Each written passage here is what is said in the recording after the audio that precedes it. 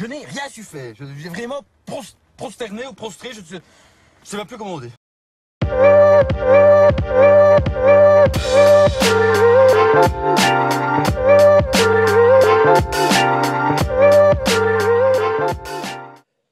Et bonjour à tous et bienvenue sur la chaîne de l'Examen Crypto. Nous sommes le samedi 11 janvier 2025, il est 9h05. On va faire le point bien évidemment sur le Bitcoin. On va regarder aussi les news, on va aussi regarder les altcoins. Allez, on s'installe confortablement et on démarre. Mais avant tout, je rappelle bien évidemment à tout le monde que tout ce que je vais dire dans cette vidéo n'est en aucun cas un conseil financier. C'est à vous de faire vos propres recherches et n'oubliez pas que le trading de crypto comporte des risques de pertes partielles ou majeures. On démarre avec les news. Donc, Crypto Détente qui nous pousse que la Russie est prête à liquider 1000 bitcoins saisis. En effet, le trésor russe transfère près de 10 millions de dollars en bitcoin, confisqués à l'ex-enquêteur Marat Tremblev, condamné à 16 ans de prison pour corruption. Donc on va voir ce que ça va donner. S'ils le font, après, c'est pas non plus énormissime, mais c'est sûr que ça peut créer du FUD, mais c'est pas non plus énormissime. Hier midi, on avait vu la vidéo concernant la crypto-monnaie ANKR. Dans le club Lexarocket, on avait vu la crypto FTM, la crypto PP, ainsi que la crypto Render. Grayscale qui explore de nouveaux actifs numériques pour ses futurs produits d'investissement. Donc la liste est quand même assez grande. On voit le Caspa, Aptos, Arbitrum, TIA, HBAR, MNT, SEI, le STRX, le Tron. Enfin voilà, il y a quand même toutes ces cryptos-là qui sont maintenant dans la liste de produits de futurs investissements. Donc effectivement à surveiller de très très près pour voir ce que ça va donner effectivement. Hier, on a eu le taux de chômage aux États-Unis, donc c'est bien, le taux de chômage recule à 4,1% en décembre. On s'attendait à un taux à 4,2, mais au final, tant mieux, regardez, taux précédent 4,2, prévu 4,2, et il y a eu 4,1. Donc ça, c'est plutôt encourageant du côté du chômage aux États-Unis. Crypto Détente qui nous pousse que le représentant Keith Hammond a présenté un projet de loi au News Hampshire, visant à établir une réserve stratégique de Bitcoin. Donc ça va être effectivement très intéressant. On voit que maintenant, il y a de plus en plus d'entités ou de groupes qui cherchent à avoir des réserves stratégiques en Bitcoin. Pour les institutions, effectivement, ça commence à venir de tous les côtés. Pour l'instant, on ne voit pas encore les effets sur le cours, hein, parce que c'est vrai qu'à chaque fois, on voit des très très bonnes nouvelles comme ça, mais on voit rien du côté du cours. Mais après, il faut comprendre que ça, c'est sur la durée. C'est pas en l'espace de quelques semaines que ça va avoir des impacts, c'est sur la durée. Donc, il ne faut pas être pressé, mais par contre, effectivement, sur la durée, ça, c'est des choses quand même très très intéressantes. On avait aussi vu la crypto mantra dans le club Lexarocket. Si vous aussi vous souhaitez rejoindre la communauté sur Discord pour échanger de tous les sujets crypto-monnaies, hein, n'hésitez pas, vous avez un lien Discord en description de vidéo. Et donc aussi, hein, n'oubliez pas, hein, là c'est jusqu'à quel jour? Je crois que c'est jusqu'au 17 janvier. Vous avez la possibilité de récupérer des airdrops sur Binance, sur le projet Solvay. Donc je vous avais fait une vidéo explicative. N'hésitez pas, hein, n'hésitez pas, franchement, là pour le coup, je vous ai tout expliqué. Il y a pas de carotte hein, derrière, c'est vraiment Binance qui donne de l'airdrop en fonction du nombre de tokens que nous on aura placés en staking. Et derrière ces tokens-là, on les récupère. Donc du coup, il n'y a vraiment aucune arnaque. En plus, ça vient de Binance. Donc la Binance, plateforme enregistrée PSAN auprès de l'AMF, donc ils vont pas s'amuser à nous la mettre à l'envers, hein, vous avez compris. Donc n'hésitez pas à aller voir cette vidéo si vous êtes intéressé par ce airdrop. Allez, on va démarrer la partie analyse technique, mais avant ça, on va checker vite fait un petit coup d'œil aussi du côté de, comment ça s'appelle, de la map de liquidité. Effectivement, parce qu'on avait fait quand même un gros coup de ménage ces derniers jours, en fait, effectivement, du côté du Bitcoin, que ce soit vers le nord ou vers le sud, on avait quand même pas mal liquidé. Et donc là, vous le voyez, hein, au sud, on a pas mal liquidé. Ici, on a quand même des petites zones à venir chercher entre les 90 950 et ici les 90 000. C'est combien? Ouais, non, 91 000, pardon. Ouais, c'est ça, entre les 91 000 et les 90 000 en gros. Donc ça, c'est au sud, mais regardez, ça reste quand même un petit peu faible. Par contre, au nord, c'est intéressant, hein. Au nord, on a une belle zone à venir chercher entre les 96 150 et les 97 000. On commence aussi à accumuler des ordres ici vers les 98 000. Donc là, ça commence à devenir pas mal au nord. Regardez, il y a quand même pas mal de choses qui se passent. Donc on va bien évidemment continuer de surveiller tout ça dans les prochains jours. Alors on a aussi le Crypto Fear and Greed Index qui actuellement reste dans la neutralité. On est toujours dans le jaune.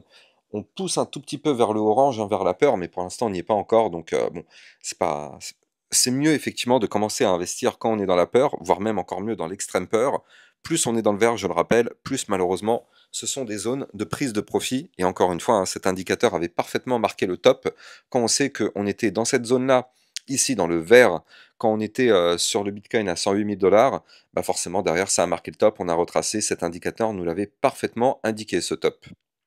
Allez, on va démarrer l'analyse technique sur le Bitcoin. Et donc qu'est-ce qu'on voit? Eh bien on voit que le Bitcoin a quand même marqué un très joli rebond, hein, regardez, c'est quand même propre, hein, ce qu'on a fait hier. Donc avant-hier aussi même d'ailleurs, avant-hier et hier, on est venu chercher, souvenez-vous, le fameux bas du range.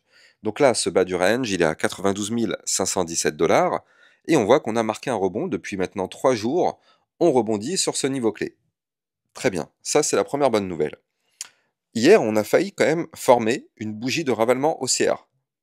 C'est-à-dire que là, ici, vous le voyez, avant-hier, on avait formé une belle bougie rouge, ici, et hier, on a failli ravaler toute la bougie rouge. Ça, c'est dommage parce que ça aurait été quand même un signal assez bullish que de clôturer la journée d'hier au-dessus de la bougie rouge. Ça aurait été vraiment un très beau signal.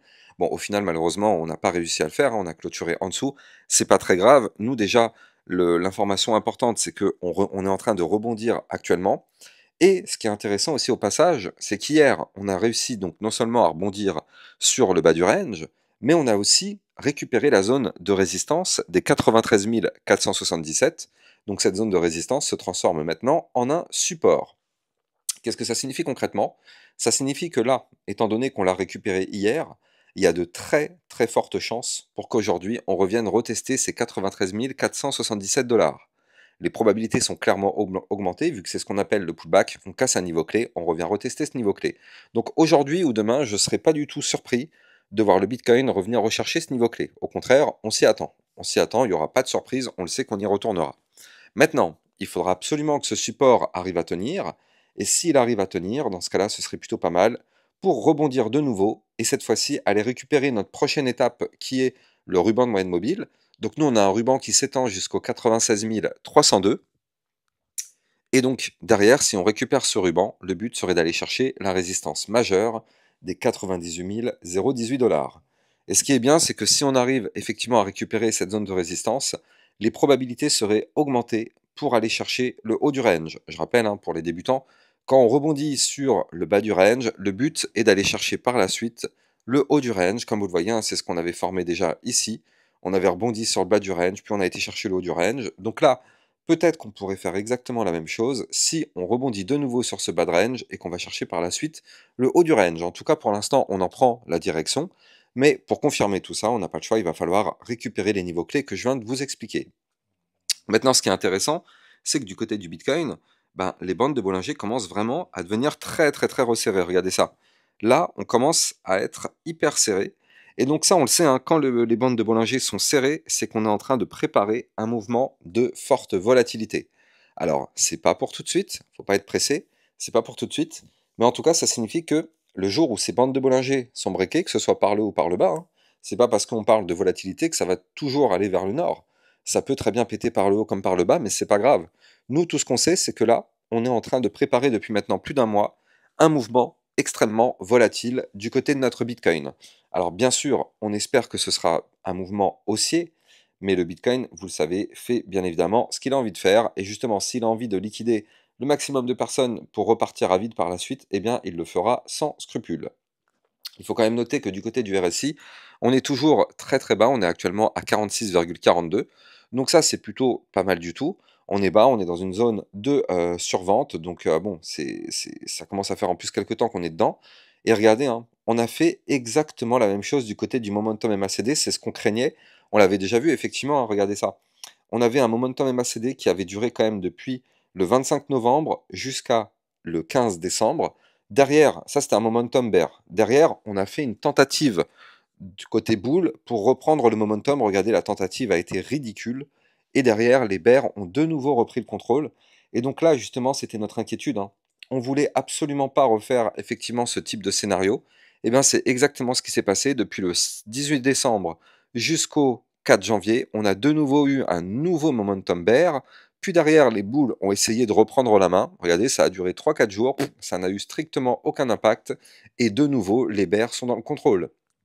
Donc là, vous l'avez compris, là pour l'instant, ce sont les bears qui contrôlent tout le marché. les boules n'arrivent pas à reprendre ce momentum, alors peut-être que cette fois-ci, on pourrait y arriver si on arrive à confirmer ce fameux rebond qu'on est en train de tenter actuellement. Mais bon, ça reste encore un petit peu fragile à l'heure qu'il est. Mais ce qui est bien, c'est que plus on monte, plus on a des supports. Et donc là, maintenant, on a quand même deux supports importants. Je rappelle, les 93 477 et ici, les 92 517 dollars. Je rappelle aussi quand même que le Bitcoin était en vue 4 heures, donc en vue plus court terme, dans un canal baissier. Et pour tous ceux qui ont suivi ma vidéo d'hier, je vous avais dit qu'en termes de probabilité, ce type de canal a plus tendance à vouloir breaker par le haut. Donc c'est exactement ce qui s'est passé, comme vous pouvez le voir. On a breaké par le haut. Le problème, c'est que c'est pas une... Franchement, c'est une toute petite cassure. Il n'y a pas eu de volume sur la cassure. C'est un petit peu tristounet. Donc bon, en plus de ça, je vous l'avais dit, hein, on avait le ruban en vue court terme juste au-dessus de la tête. On n'a rien réussi à récupérer. Mais bon, c'est pas grave, peut-être qu'on va réussir à récupérer tout ça dans les prochains jours. En tout cas, ce qu'il faut noter, c'est qu'on est tout de même, mine de rien, sorti de ce canal descendant. Et donc là, on a amorcé une toute petite phase haussière. Donc c'est pour ça qu'hier soir, dans ma vidéo YouTube, je vous parlais d'un espoir. Je vous disais que le Bitcoin avait potentiellement un espoir parce qu'on a commencé à marquer, regardez, elle était là ma vidéo YouTube d'hier soir, Bitcoin, un tout petit espoir. Et oui, parce qu'effectivement, on a commencé à marquer un début de reprise haussier, même si il est complètement faible hein, actuellement, hein, on va pas se mentir, c'est pas une reprise très très forte, là on est vraiment sur une reprise toute faible, d'autant plus qu'on est le week-end, donc vous le savez en général le week-end les volumes sont très très bas, donc là je m'attends pas à quelque chose de dingue ce week-end.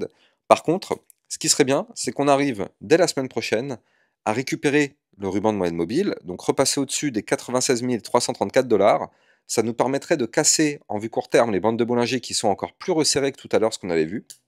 Et si on arrive à récupérer tout ça, alors là, effectivement, le Bitcoin pourrait dans ce cas-là reprendre de la force, retourner rechercher les 98 018, pourquoi pas les 101 000 dollars, pourquoi pas les 103 000 et reprendre une belle tendance haussière. Mais pour ça, on n'a pas le choix, il va falloir breaker la zone dont je suis en train de vous montrer à l'écran la ligne. Voilà, ça c'est la zone qu'il faut abattre avec le haut du ruban et le haut des bandes de Bollinger. Il faut se méfier, hein, vraiment, il faut se méfier. Regardez, les bandes de Bollinger sont vraiment ultra resserrées. Donc ça, on le sait, hein, je vous l'ai dit, mais on a actuellement la préparation d'un mouvement très très volatile. Donc bon, on va surveiller tout ça. Là, c'est le week-end. Donc je pense que ce week-end, on va continuer de latéraliser comme ceci, comme c'est le cas à chaque fois tous les week-ends, hein. Tous les week-ends, en général, on latéralise. Donc bon, il y a de fortes chances qu'on le fasse aussi ce week-end. Mais à surveiller pour le début de semaine prochaine, à surveiller de très très près et très très très chaudement. Allez, on va continuer sur les altcoins, mais avant ça, je rappelle à tout le monde que vous pouvez me suivre sur Twitter pour recevoir toutes mes news, les actualités crypto, tout ce qu'il faut savoir. Et n'oubliez pas aussi de venir rejoindre le club Lexa Rocket si vous aussi vous souhaitez recevoir encore plus de crypto. Hier, on avait vu la crypto Mantra, donc la crypto OM, on avait vu la crypto FTM et le PP, ainsi que la crypto Render. Bref, tous les jours, on voit plusieurs cryptos dans le club. N'hésitez pas à venir rejoindre le club, le lien est en description de vidéo, tout comme mon Twitter officiel. Allez, on va aller checker les altcoins. Alors, qui dit altcoin dit forcément déjà l'Ethereum. L'Ethereum, qu'est-ce qu'il nous fait? Alors, du côté de l'Ethereum, ah mince, USDT, voilà, parfait. Donc, du côté de l'Ethereum, on est toujours dans cette phase de consolidation. Manque de chance, pour l'instant, on est toujours sous la zone de résistance.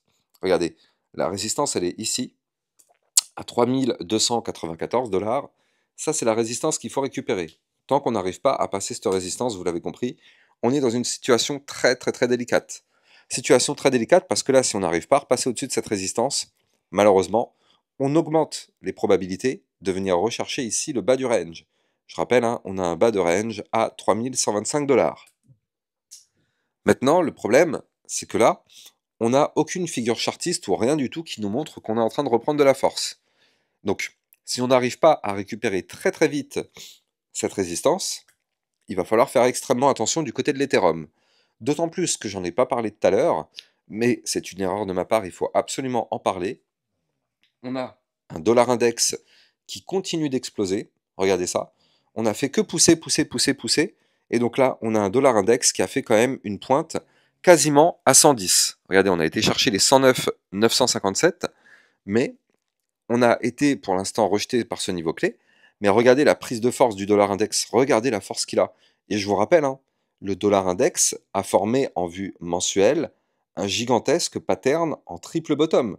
Premier bottom, deuxième bottom, troisième bottom, qui, je le rappelle, est une figure chartiste complètement bullish. Donc là, qu'est-ce que ça signifie concrètement? Quand le dollar index monte, le Bitcoin chute. Quand le Bitcoin chute, les altcoins chutent. Donc là, c'est pour ça que c'est complètement corrélé. Et il faut faire extrêmement attention aussi parce que la Bitcoin dominance est elle aussi en train de reprendre de la force. Donc là, ça veut dire quoi? Ça veut dire que du côté des altcoins, non seulement on est sur un Bitcoin qui est en train actuellement de chuter, et en plus de ça, du côté des altcoins, eh bien, on n'arrive pas à reprendre de la force parce que la Bitcoin dominance reste extrêmement haute. Donc là, ce qu'on veut, effectivement, c'est ce que je vous expliquais tout à l'heure, on veut absolument que le Bitcoin arrive à valider ce que je vous ai montré tout à l'heure, pour cette fois-ci reprendre un petit peu de force et sortir un petit peu de cette passe dangereuse. Et donc là, du fait que, eh bien, on a cette Bitcoin dominance élevée et qu'on a un dollar index très élevé, bah forcément, du côté de l'Ethereum, mais du côté de toutes les autres crypto-monnaies, on est dans le rouge. Alors, il y a quelques cryptos qui arrivent à reprendre un petit peu de force, mais on va pas se mentir, hein, pour l'instant, c'est quand même très très très délicat d'être sur une altcoin, alors que eh bien, le Bitcoin est dans cette configuration. En tout cas, l'Ethereum, s'il doit reprendre de la force, on n'a pas le choix. Il va falloir récupérer la zone de résistance des 3434, puis ensuite, on pourrait aller chercher enfin le fameux haut de range à 3650 $. Mais bon, vous l'avez compris, ce n'est pas du tout pour tout de suite. On va continuer bien évidemment de surveiller tout ça. Allez, on va checker aussi notre Solana, donc le sol. Où est le sol? Où est? Il est là. Donc du côté du Solana, bon bah lui c'est exactement pareil, hein. C'est vraiment pareil. On est actuellement bloqué par la résistance, regardez, les 191,83, c'est la résistance directe. Pour l'instant, on est en train de faire du yo-yo avec, mais là, malheureusement, on est en dessous depuis 3 jours, on n'arrive pas à la récupérer. C'est délicat quand même, hein. C'est quand même très délicat. Maintenant, ce qui est plutôt une bonne nouvelle, c'est que pour l'instant, du côté du Solana, on n'a pas breaké le dernier point bas. On a fait un point bas ici, mais on n'a pas breaké le dernier point bas, d'autant plus qu'il faut le noter, on a un support important à 180,04. Pour l'instant, ces niveaux clés sont en train de tenir. Donc bon, est-ce que ça va continuer d'être le cas? Ça, on va surveiller. Mais il y a quand même quelque chose qui est en train de se préparer, je vais vous en parler dans quelques secondes. Mais avant ça, je rappelle que vous pouvez trader toutes ces cryptos en utilisant mon lien de parrainage Binance que vous avez en description de vidéo qui vous permet d'obtenir un bonus à vie sur vos frais de trading et de trader sur une plateforme enregistrée PSAN auprès de l'AMF. Le lien est en description de vidéo. Du côté effectivement du Solana, si on arrive à rebondir sur les 180,04, dans ce cas ça pourrait être pas mal parce que regardez, on a ici la structure avec une tasse déjà, et si on arrive à rebondir, on formerait alors une anse.